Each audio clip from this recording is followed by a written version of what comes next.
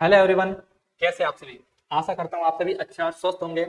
मैं शिवम गौतम स्वागत करता हूँ आप सभी का कीरोस एकेडमी के ऑनलाइन प्लेटफॉर्म पे।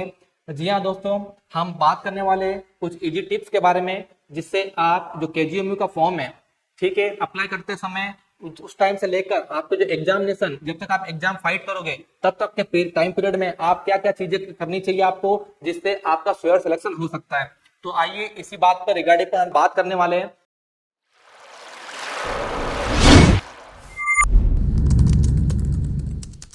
सबसे पहले हम बात करने वाले हैं कि जैसे आप क्या करोगे। अब एक चीज आपको हम बता देते हैं कि इसके अंदर हमें कहा गया था कि जो केजीएमयू, जब केजीएमयू का नोटिफिकेशन आया था, किंग जॉर्ज मेडिकल यूनिवर्सिटी का नोटिफिकेशन आया था, इसमें इन्होंने कहा था कि जो ये फॉर्म है, ये फॉर्म हम लोग फॉर्म से लेकर नर्सिंग ऑफिसर की क्या करेंगे, आपको अपॉइंटमेंट लेटर दे देंगे, मतलब सिलेक्शन होने तक का ये पूरा प्रोसेस हम 4 महीने के अंदर कर देंगे। लेकिन ये 4 महीने में नहीं होगा, ये थोड़ा सा डिले होगा हमें लग रहा है। तो इसके रिगार्डिंग हम लोग बात करने वाले कि आपके पास अराउंड 5 से 6 महीने का समय है, ठीक है, अराउंड 5 महीने तो मान सकते हो। अब 5 महीने में आपको इतनी अच्छी से तैयारी करनी है जिससे आपका श्योर सिलेक्शन हो जाए। इसके लिए आपको क्या करना है, एक तो आपको क्या करना पड़ेगा, 60% नर्सिंग का सब्जेक्ट आएगा, 40% नॉन नर्सिंग का।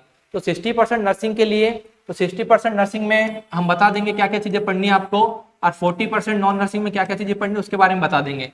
ये तो हो गई इसकी बात। अब बात करते हैं टोटल क्वेश्चन। टोटल क्वेश्चन आपके याद रखना 100 आएंगे, ठीक है, 100 टोटल क्वेश्चन आते हैं। आपको टोटल मिनट दिया जाता है 120 मिनट, 120 मिनट मतलब 200 घंटे। आपको टोटल क्वेश्चन 100 आएंगे, आपके टोटल मिनट होंगे 120। और बात करेंगे साथ ही साथ आपको क्या होगा, इसके अंदर आपके पास नेगेटिव मार्किंग है जो कितनी होगी, 1/3 होगी। तो आपको सबसे पहले एक तो क्या करना है, आप जब भी एग्जाम दो तो आपको नेगेटिव मार्क अवॉइड करना है।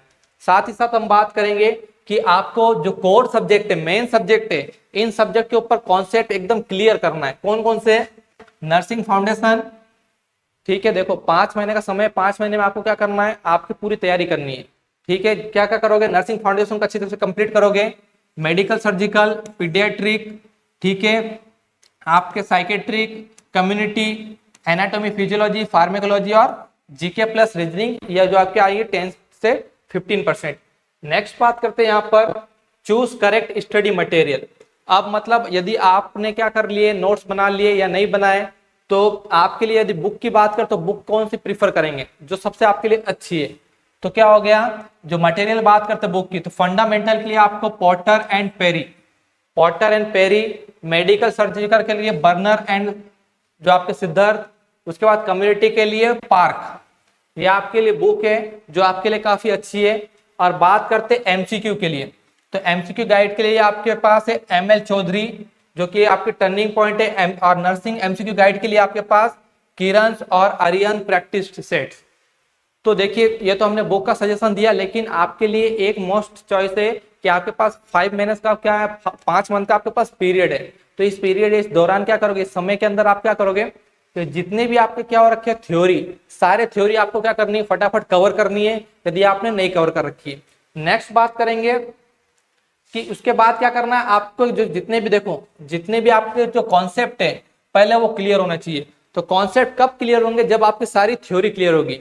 उसमें से मैं बता देता हूं, यदि किसी ने नोट्स नहीं बनाए आज तक, किसी ने थ्योरी कंप्लीट नहीं की है, तो सबसे पहले क्या करोगे आप, नर्सिंग फाउंडेशन।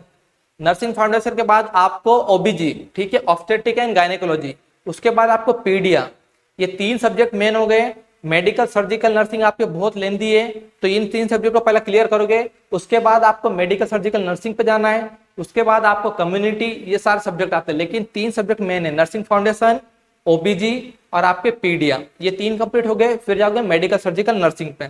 अब बात करते हैं यहाँ पर, ये तो क्या हो गया आपके कॉन्सेप्ट, इस पर अगर आपकी कमांड अच्छी है तो आप इजिली क्या कर लोगे, क्या कर लोगे, आप एमसीक्यू को सॉल्व कर लोगे।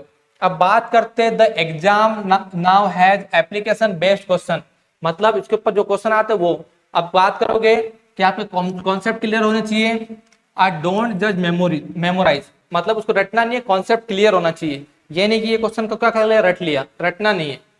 Practice case based question and MCQ image based question, मतलब साथ ही साथ आपको कॉन्सेप्ट क्लियर होना चाहिए, इमेज बेस्ड क्वेश्चन को आप देखोगे लगातार, साथ ही साथ एमसीक्यू सॉल्व करोगे, ये मेन है। नेक्स्ट देखो, आप डेली क्या करोगे, यदि आपके पास टाइम पड़ा है तो टाइम क्या करोगे, स्टार्टिंग में सुबह से लेकर आपका जो भी टाइम है, जैसे ही बात कर लिया 7 से लेकर, यदि आप सुबह 7 बजे या 8 बजे से पढ़ने बैठते हो तो 8 से लेकर आपने क्या कर लिया 12 बजे तक आपने नोट्स बना लिए। उसके बाद कर लिया आफ्टरनून में आपको क्या करनी, क्वेश्चन प्रैक्टिस, कोई अच्छे से कोचिंग, जैसे कि क्या हो गया आपके किरोसा एकेडमी और भी बहुत सारे कोचिंग है, उसमें क्या करोगे आप कि एमसीक्यू, जो क्या करोगे एमसीक्यू, बहुत सारे एमसीक्यू की डेली प्रैक्टिस करोगे। ठीक है, नेक्स्ट बात करोगे इवनिंग के अंदर आपको रीजनिंग, जीके, मैथ्स, ये सबको भी देना है। क्यों देना है, रिवीजन कर लिया, रिवीजन के बाद आपको जीके, मैथ्स और ये सब के अफेयर के बारे में पढ़ना है। क्यों पढ़ना है, क्योंकि ये 40 मार्क्स की है। कितने, 40 मार्क्स की। नेक्स्ट बात करेंगे, और आपको क्या करना है, नाइट में सोने से पहले एक बार क्या करोगे, इसको रिवाइज कर लोगे एक बार, जितना दिन में पढ़ा, जितना सारी चीज की रिवाइज। तो ऐसा अगर आप कंटिन्यूसली करते हो, धीरे धीरे कर रहे हो लेकिन कंटिन्यूसली बने रहोगे, तो क्या हो जाएगा, आपका श्योर सिलेक्शन है। नेक्स्ट बात करते हैं आपके मॉक टेस्ट बता दिया आप हमने कि मॉक टेस्ट मतलब आपने जो सिलेबस क्लियर किया है, जो पढ़ रहे हो कंटिन्यूसली, उसका टेस्ट देना जरूरी है। टेस्ट देते रहोगे तो क्या हो जाएगा, चीजें याद हो जाएगी।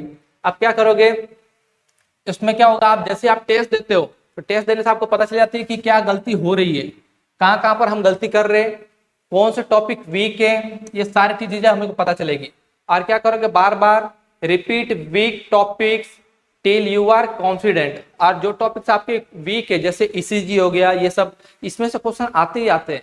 यदि ये क्वेश्चन आपके, ये टॉपिक आपके वीक है तो क्या करोगे, आप इसको क्या करोगे, लगातार रिपीट करते रहोगे। नेक्स्ट बात करते हैं अपने रिवीजन इज मस्ट। आपको रिवीजन करना ही करना है। और साथ साथ बात करें तो जैसे आपका कॉन्सेप्ट क्लियर होता है, मतलब नोट्स एकदम प्रॉपर आपने बना लिए, बनाने के बाद क्या हो जाएगा, आपके जैसे आप बना लोगे तो क्या हो जाएगा कि आपको सारे क्या करने हैं, जैसे फटाफट क्या करोगे, शॉर्ट नोट्स बनाओगे, खुद के शॉर्ट नोट्स बनाओगे। और वो शॉर्ट नोट्स से क्या करना है, आपको रिवीजन में हेल्प करता है। शॉर्ट नोट्स से आपको रिवीजन में हेल्प करता है। तो शॉर्ट नोट्स बनाओगे जिससे आपको बेनिफिट रहेगा, बार बार उस चीजों को पूरी पढ़ने की जरूरत नहीं है। तो क्या करोगे, शॉर्ट नोट्स बनाकर क्या करोगे, सब्जेक्ट का 1 week before exam full syllabus quick revision. एक हफ्ते पहले क्या करोगे, उससे पहले एग्जाम से पहले पूरा रिवीजन करोगे। और लास्ट के 3 दिन में क्या करोगे, ओनली एमसीक्यू प्रैक्टिस प्लस की पॉइंट्स रीड, एमसीक्यू प्रैक्टिस और की पॉइंट्स रीड। तो ये आपके, और लास्ट आपके क्या करना है, smart tips for scoring well. और एक चीज मोस्ट है, नेगेटिव मार्किंग आपको नहीं करनी है। यदि नेगेटिव मार्किंग करोगे ज्यादा तो क्या हो जाएगा, आपके डब्बा गोल हो जाएगा। क्यों होगा, 1/3 माइनस मार्किंग, कितनी, 1/3 माइनस मार्किंग है। और इसके अंदर हमने बताया कि जो आपके जितने भी हैं, कौन, चाहे आपके जनरल के हो, चाहे आपके ईडब्ल्यूएस के हो, चाहे आपके ओबीसी के हो, ठीक है, इनको 50% लाना है, 100 में से 50% लाना है मार्क्स, तो ये क्वालिफाई रहेंगे, क्वालिफाई की लिस्ट में, मतलब रेस में बने रहेंगे। और जो आपके ST SC है, इनको 45% लाना है, कितना, 45% लाना है। ये चीजें होगी। तो ये सारी चीजें आप क्या करोगे, जब फॉलो करते रहोगे कंटिन्यूसली, 5 महीने लगातार आप मेहनत कर लोगे तो आपका श्योर सिलेक्शन है। तो मिलते इसी प्रकार से नेक्स्ट वीडियो में। धन्यवाद।